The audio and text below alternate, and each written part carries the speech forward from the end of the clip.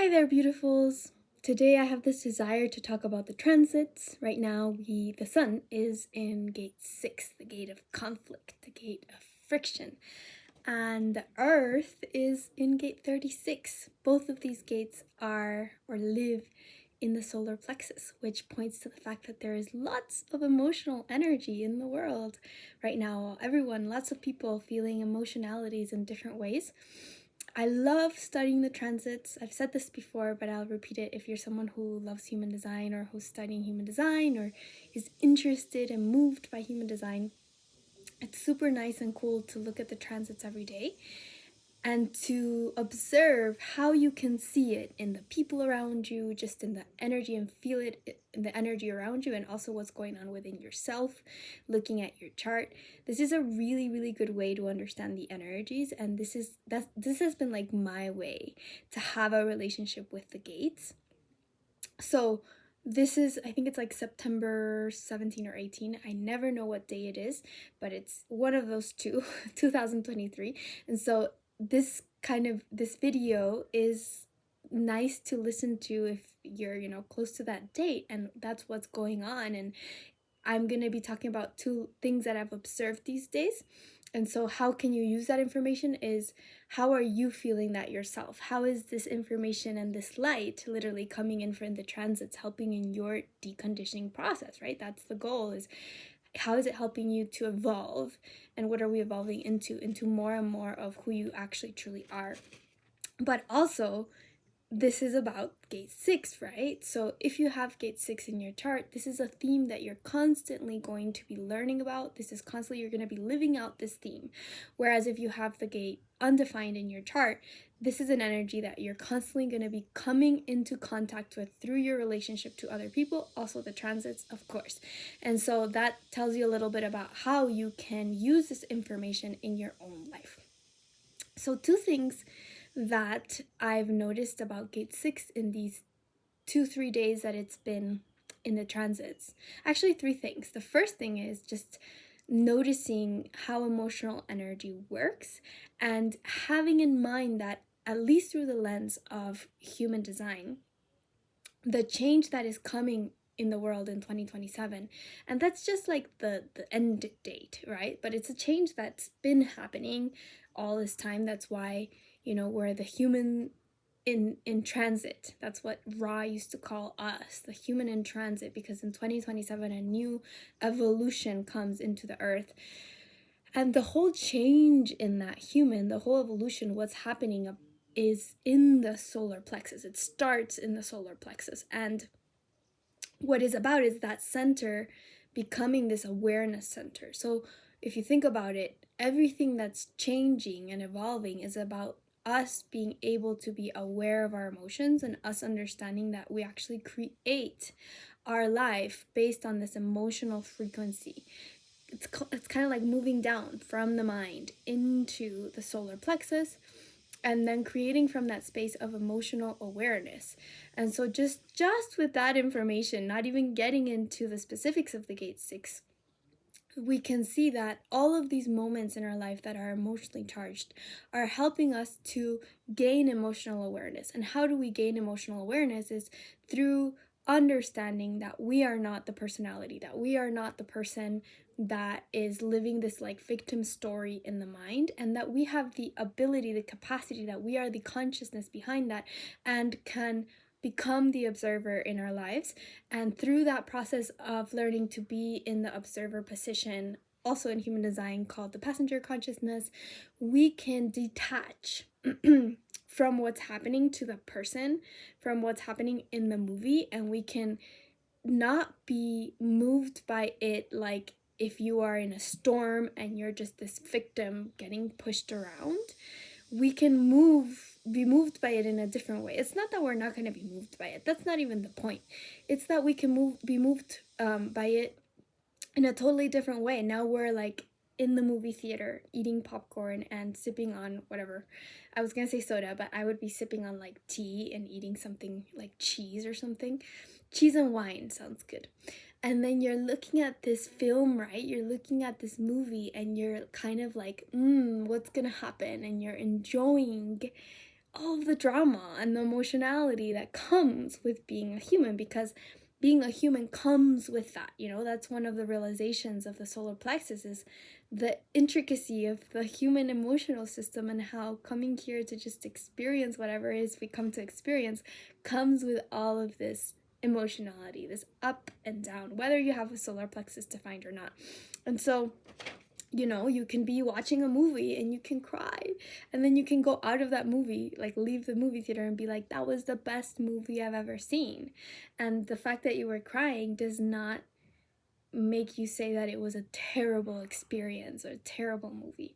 So that's the first kind of big point that I've been like feeling into these days, is the importance of starting to see how we can live out this complex emotional system of being human from a different perspective, and how that is so much of what our growth is right now here on the planet as individuals, and of course as a collective.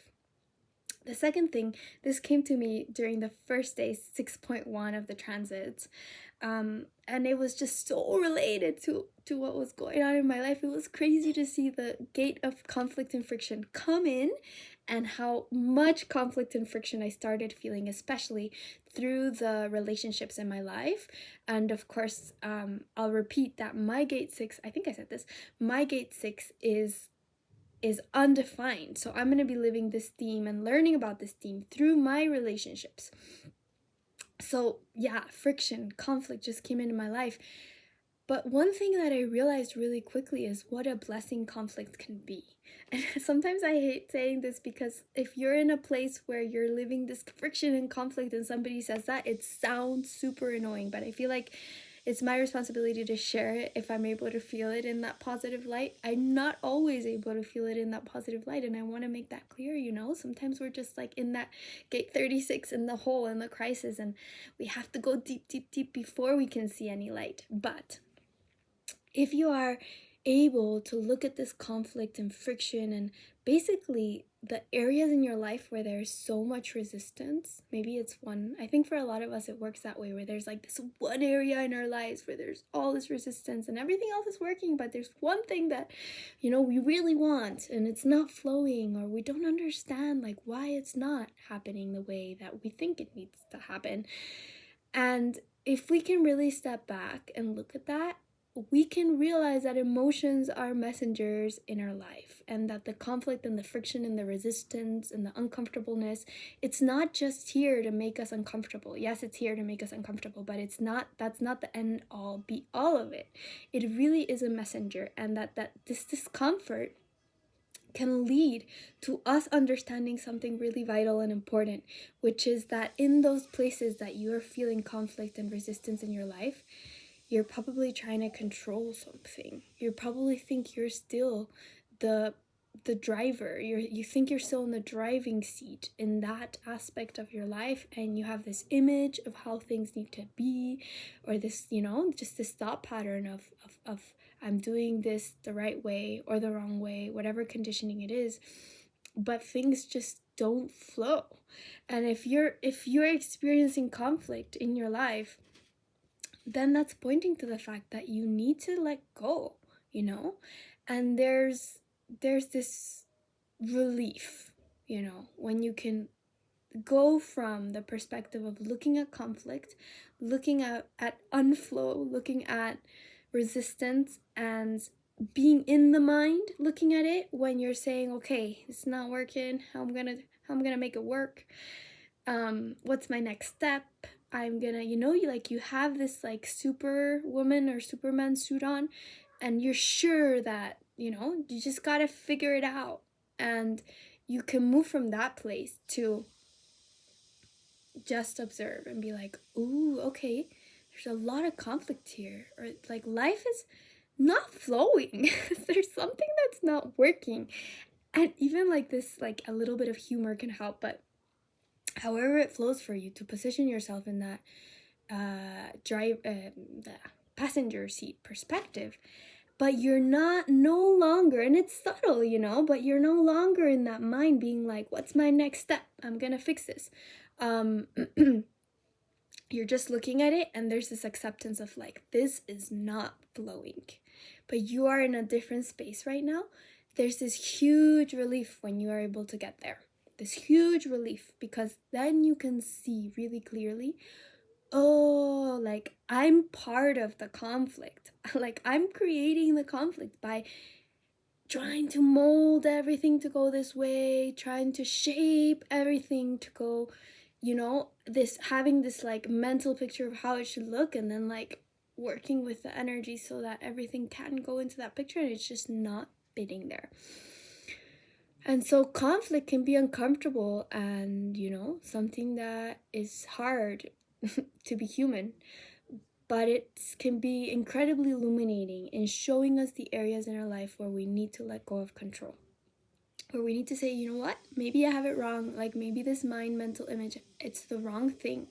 And so once you can get to that second area of like letting go and accepting, then you are able to let life show you what it wants from you in this respect. And you start seeing that there's a bigger picture, and maybe you still have to live in that chaos and conflict for a little bit, but little by little, if you can maintain yourself in that passenger perspective, follow your strategy and authority, you'll see that life has its own way of molding itself to what is correct.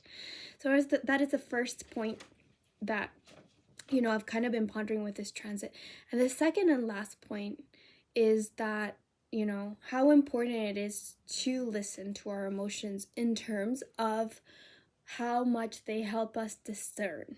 I love the word discern. I think from what I've read, Ra loved it as well. It's, human design is so much about discernment, and discernment in the way that it is not a judgment. Like if you discern that this thing is for you and this thing isn't, it's not because this thing is good and this thing is bad. And that's the beauty of human design. It's just that it's correct for you and this one is not correct for you. And so emotions, in the way they work in our relationships, there are discernment tool, especially when we talk about Gate 6 and the 59-6 channel, and like how it helps us to create intimacy or not with others. Let's remember this is a dual system. And it's just been so clear these days in my life, like seeing how certain relationships just cause so much friction, how there's so much resistance when coming together with an other aura, whether it's physically or, in online, and seeing like the amount of friction there is just in being in that relationship, and how you just feel closed. You just feel like something closes within you. Something says you can't be yourself. And then the opposite, where there's some people where you're just being there, and there's like this, I think this is like how I feel intimacy works, is there's like a door that opens and says, yes, like I can take you in, and I feel like you can take me in. I feel like I can be my complete self around you. And there's this warmth and there's this comfortableness. Like the opposite of friction is what happens. And how valuable that information is for our lives of, this person is correct and this person isn't correct. But how many of us don't listen to that until it's like way down the line, where we're just like forcing ourselves to have certain relationships or to be a certain way, to even just to like fake, small talk or whatever, just because our mind says that that's the correct thing to do, or, we feel that that's the way we need to be a good person, or that's just the way we're conditioned. It's the way we've been doing it for a long time. But how much energy, how much efficiency can be created when you truly listen to what your body is telling you about who to be intimate with and who not to be intimate with. Obviously, this is not just a sexual thing. This is literally for every single relationship in your life in the now, right? Like, this is also really important not to go into a mind trip of like, I need to completely take this person out of my life because I felt resistance in this conversation. This is like a moment to moment thing where your body is guiding you to what is correct for you and who is correct for you in that moment. So the second point to kind of summarize it is how wonderful it is to have this emotional guidance tool, like Abraham Hicks mentions it or calls it, where we can literally know by the way we feel open or closed, if someone is good for us or not, and how we must have the courage to get over our mental stories about how we need to be with certain people and why we need to be with certain people, and just actually listen to that, and how much more grounded, how much more correct our energy will be when we listen to the signs that we all feel. We just don't know, we haven't given it the importance it actually deserves. So that's a little bit about the gate 6. If anything, there's some few days left on this energy, so if anything else pops up, I'll see if there's energy to share it. But as always, I'd love to hear how you're living it, how you live this energy, what kind of configuration you have. Because for me, this is like not only my own experiment, I love sharing human design. And so whenever I hear how somebody else lives a certain energy, it's, my sacral goes dancing and on fire, because it's mesmerizing to me to see how this plays out, how the matrix plays out, all the time. So yeah, much love.